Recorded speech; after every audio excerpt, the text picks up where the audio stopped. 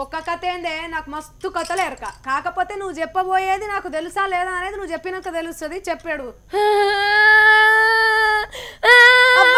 నిజంగానే ఏడవమలేదే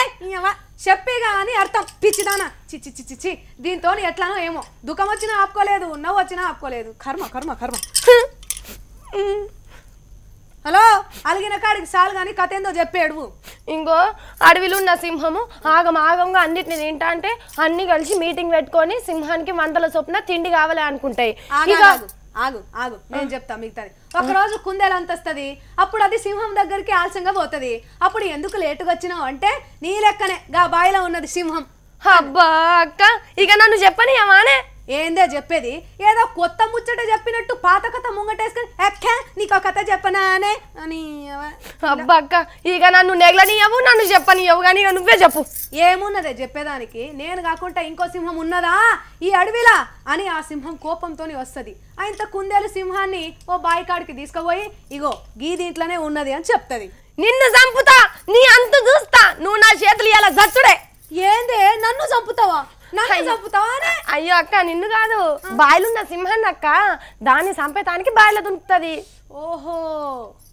మంగ్లీ సుజాత చెప్పింది పాత కథ గాని పాపం ఎందుకు పడ్డదో ఏమో గాని అడవిలుండే సింహం ఇగో ఊర్లున్న షేద బాయిల పడ్డది అసలే ఊరు మళ్ళీ ఎన్నడు చూడని సింహం బాయిల పడ్డదంటే జనం ఊకుంటారా ఇగో ఎట్లా బాయి చుట్టు చేరినరో చూడండి ఓ అన్న కొంచెం దూరం జరుగుండ్రి కాలు జారి దాంట్లో పడ్డరా అంటే దాన్ని చూసుడే కాదు దాని కడుపులో పోయినాక పేగులు కూడా చూస్తారు జర దూరం ఉండి చూడండి ఇక అప్పటికే ఫారెస్ట్ ఆఫీసర్లు వచ్చిండ్రు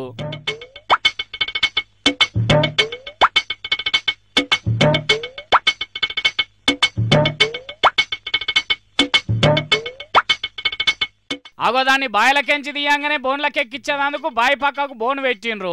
అగో గీనెవలు కావచ్చు షెట్టెక్కి చూస్తున్నాడు ఓ పిల్లగా బయటికి తీసినాక కండ్లప్పగిచ్చి చూద్దు కానీ కష దిగో లేకపోతే షెట్టుకో మీరుగానా బాయిల పడతావు దిగు దిగో మరి లోపటున్న అడవిరాజును పైకి తీసుకురావాలంటే ఎవరో ఒకరు తాడు కట్టాలి కాబట్టి ఇగో చిన్న బోన్ల మనిషిని కూర్చుండబెట్టి మెల్లగా బాయిలకు దించిండ్రు కట్టినట్టున్నది పైకి గుంజుండ్రే మనోన్ని